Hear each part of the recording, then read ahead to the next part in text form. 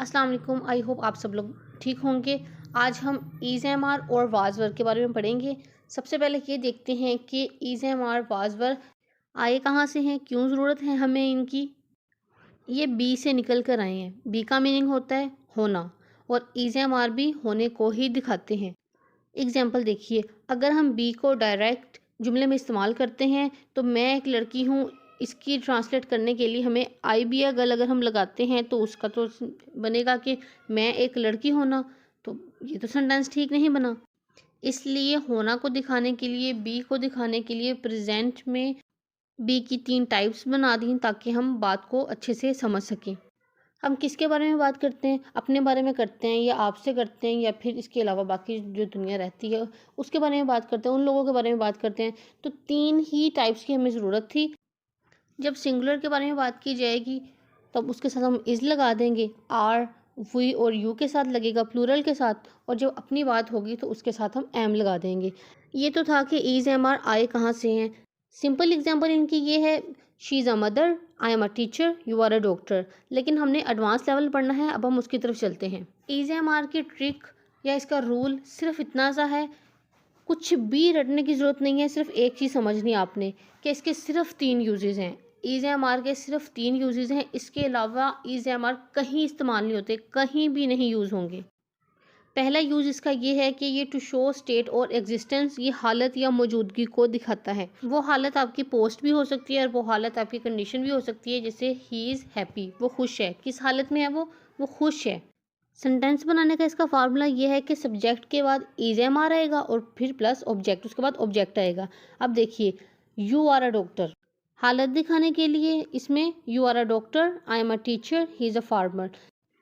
तीनों वर्ड्स के हमने यूज़ भी देख लिए और इनका फार्मूला भी देख लिया। सब्जेक्ट आएगा, उसके बाद ईज़ एम आर आएगा और फिर ऑब्जेक्ट आएगा, जिसके बारे में भी बात हो रही होगी। ईज़ के बारे में हो रही होगी, एम के बारे में होगी, आर के बारे में हो रही होगी। आप इसकी आराम से पहचान कर सकते हैं, क्योंकि इतना आप पहले जान चुके थे कि ईज़ एम आर लगता किसके साथ है, और इसकी हमने कंडीशन आपको बता दी। एक बता दी है कि ये हालत दिखाने के लिए लगते हैं। अब हम इसका दूसरा यूज़ पढ़ते हैं।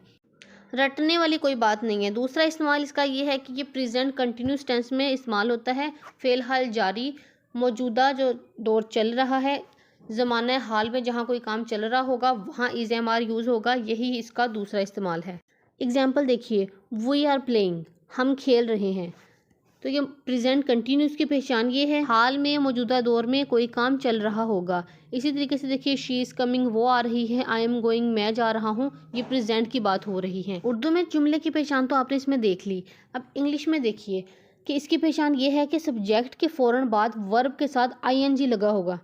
जब भी किसी जुमले में सब्जेक्ट के बाद वर्ब काम को कहते हैं ना, कोई भी काम हो रहा हो तो वर्ब के फॉर्म के साथ आईएनजी लगी होगी ना, तो आपने फ़ौरन से पहचान लेना है कि ये प्रेजेंट कंटिन्यूस का टेंस है। एग्जाम्पल देखिए, Ali is watching my book. Ali subject था, उसके बाद इज़ लगा हुआ है, उसके बाद वॉच देखना होता है ना, तो वॉच के साथ आईएनजी लगा हुआ है, वाचिंग। यहाँ से हमने पहचान लेना है कि ये जो सेंटेंस है ये प्रेजेंट कंटिन्यूस का टेंस है। Ali is watching my book, Ali मेरी किताब देख रहा है। दूसरी एग्जांपल देखिए, you are not listening to me. इसमें आर के बाद, आर नॉट के बाद लिसनिंग आईएनजी लगा हुआ है। यहाँ से हमने सेंटेंस की पहचान कर लेनी है। You are not listening to me, तुम मेरी बात नहीं सुन रहे हो। ये टेंसेस बनते कैसे हैं ये तो हम टेंस की वीडियो में सीखेंगे, लेकिन यहाँ मैं आपको इनके यूजेस बता रही हूँ कि इनके अलावा और कहीं यूज़ नहीं होते। दो हमने देख लिए, चलिए अब तीसरे के बारे में पढ़ते हैं। ईज़ एम आर का तीसरा और आखिरी इस्तेमाल ये है कि ये पैसिव वॉइस में इस्तेमाल होते हैं। प्रेजेंट इंडेफिनिट के पैसिव वॉइस में इस्तेमाल होते हैं। इसकी पहचान ये है कि ईज़ एम आर के बाद पैसिव वॉइस में वर्ब की थर्ड फॉर्म लगी होती है। सिर्फ इतना सा आपने सेंटेंस में देखना है और आपने पहचान लेना है कि ये पैसिव वॉइस है।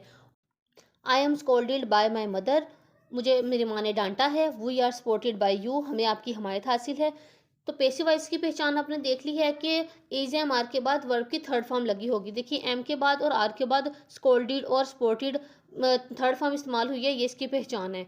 तो ईज एम आर के 3 यूजेस हैं, इसके अलावा ये और कहीं भी यूज़ नहीं होते। बस आपने यही याद रखना है कि ये हालत को दिखाने के लिए इस्तेमाल होता है, ठीक है, वहाँ लगते हैं। इसके अलावा ये प्रेजेंट कंटिन्यूस में लगते हैं, इसके अलावा ये पैसिव वॉइस में लगते हैं। आई होप आपको ईज एम आर अच्छे तरीके से आज क्लियर हो गया होगा। अब हम वाज वर्क के बारे में पढ़ेंगे और ये आपको ईज एम आर से भी ज़्यादा आसान लगेंगे। चलिए देखते हैं सबसे पहले कि वाज वर्ग कहाँ से आए हैं। तो ये भी होना से ही निकल कर आए हैं। इज एम आर मौजूदा दौर के बारे में हमें दिखाते हैं और वाज वर्ग हमें मतलब कि पास्ट के बारे में दिखाते हैं कि पास्ट में कोई काम चल रहा हो तब हम वाज वर्ग का इस्तेमाल करते हैं, और मौजूदा दौर में हो रहा हो तो हम इसमें इज एम लगाते हैं। इसके अलावा बहुत ही सिंपल है ये। वैसे ही एग्जाम्पल दिए मैंने आपको। देखिए, ही बी सैड, वो उदास था। क्या ये जुमला बनेगा? नहीं। होना से ही निकल के आए हैं, लेकिन इसकी भी आगे दो कैटेगरी पास्ट के लिए कर दी गई हैं। वो उदास था, ही वाज सैड, ये सेंटेंस ठीक है। अब बात देखिए, या तो एक इंसान के बारे में की जा रही होती है या ज़्यादा लोगों के बारे में की जा रही होती है, इसलिए वाज एक पर्सन के लिए सिंगुलर के लिए लगेगा और जो वर है वो प्लूरल के लिए लगेगा। इसकी सिर्फ इतनी सी आपने पहचान याद रखनी है और कोई रूल नहीं है। सिर्फ यही है कि पास्ट की बात की जाएगी तो वाज वर लगेगा, प्रेजेंट की बात की जाएगी तो इज एम आर लगेगा। बाकी जुमले बिल्कुल सेम है, वैसे ही बनेंगे। वही सेम इस्तेमाल है दोनों के, बस हम प्रेजेंट को पास्ट कर देंगे। अब इसमें एग्जांपल देखिए, एग्जिस्टेंस दिखाने के लिए शी वाज प्लेइंग, वो खेल रही थी। तो यहाँ पर अगर हम इज लगाते तो ये प्रेजेंट का जुमला बन जाना था। शी इज़ प्लेइंग, वो खेल रही है, और शी वाज प्लेइंग, वो खेल रही थी। ये था पहला इस्तेमाल। अब पढ़ते हैं दूसरे के बारे में। वाज वर्ग का दूसरा इस्तेमाल ये है कि ये पास्ट कंटिन्यूस में टेंस में इस्तेमाल होता है। वो प्रेजेंट कंटिन्यूस था, ये पास्ट कंटिन्यूस है। पहचान इसकी ये है कि जब भी कभी जुमले में वाज वर्ग के साथ वर्ब के फॉर्म के साथ आईएनजी लगा होगा तो आप समझ जाएंगे कि ये पास्ट कंटिन्यूस का टेंस है।